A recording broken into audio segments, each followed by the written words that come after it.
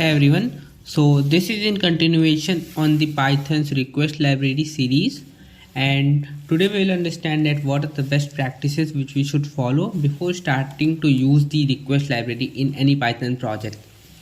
So last time we discussed that we have a REST API with using which we can get the responses of users, like get the details of users, create some user using the post request.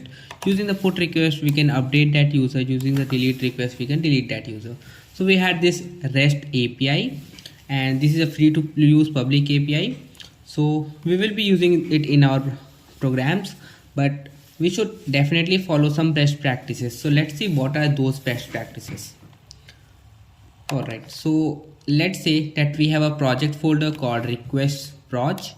So before starting to actually use these APIs using the request module, we should have a separate configuration file in which we will store different values of our REST API.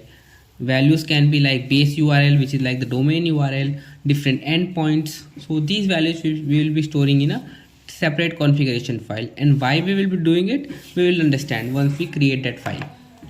So let's just create that file and call it let's just save it and say config.py, and within this let's just store the base URL, and our base URL will be our domain URL. So let's just go to our domain URL, so it will be this one. All right, so this is our domain URL. All right, let's just make it with the, like end it with a /.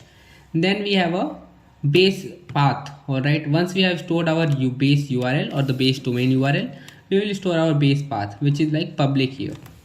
So we have upper base underscore path as public. All right, so it is public /, and then we'll v2 is our version, so let's store our version as it's v2. all right, /v2 /. all right, so v is in small, and then we have different endpoints. So let's say we have users endpoint, which is like users. All right, so see how this is gonna help us is, let's say we are not using this configuration file, okay, and we are directly using these values in every places or everywhere where we are doing any kind of request call.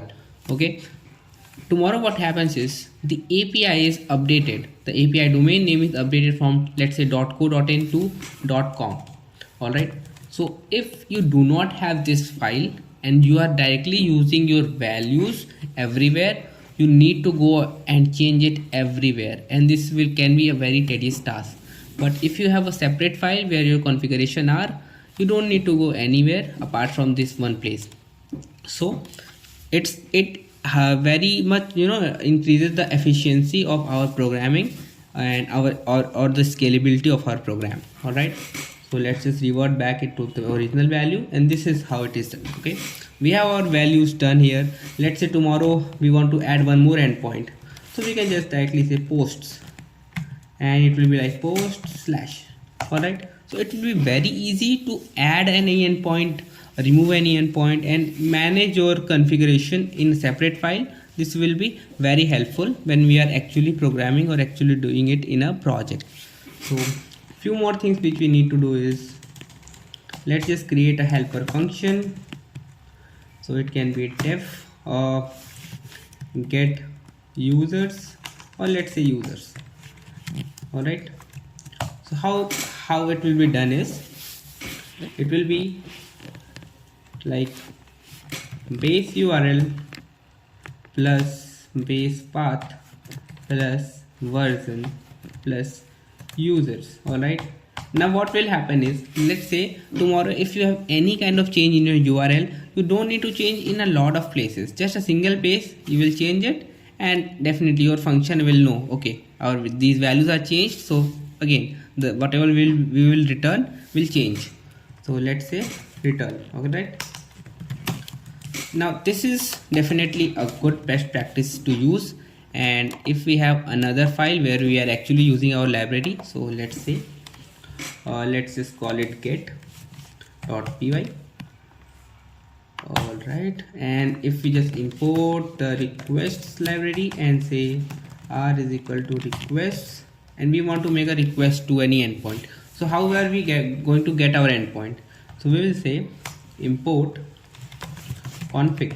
All right, and just we will say config dot get users. I think this is the name of the function. Okay, it's just users, so we'll say config dot users. And before doing it, let's just try to print the value and see what we are getting here, right?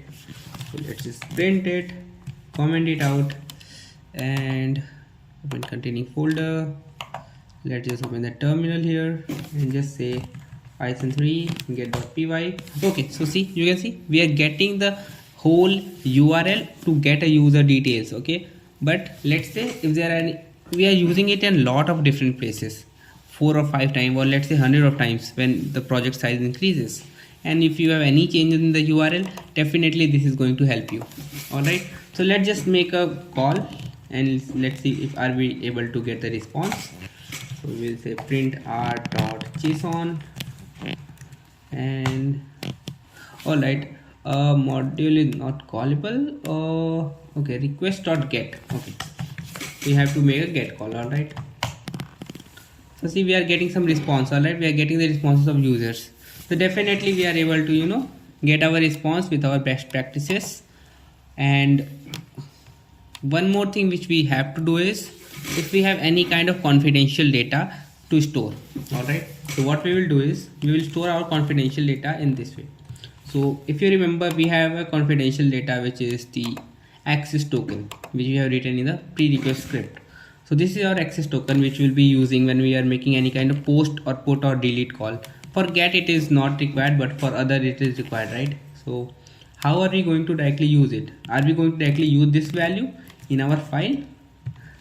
Like, well, let's say access token, access underscore token is equal to this.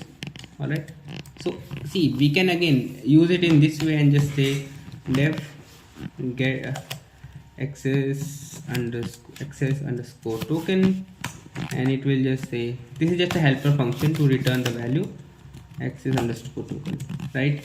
We can just directly use it in this way, but why it is not preferred is, if you are directly storing this confidential data in your file, and if you upload this file, or you are using some kind of Git or some kind of version control system, so it can be publicly visible. So what is a good way to store it? All right, so we have to just import the OS library, because we will be using a thing called environment variable. So let's just copy this value and let's just go back to our terminal and copy it in an environment variable. So environment variable will make sure that only your computer has access to this value, or the computer which is hosting this program or hosting this API. You can say let's say token underscore, or let's just say test underscore token, and give it the value. We just store this value. All right, we have this value stored, and we can just say, instead of writing this, you can remove it.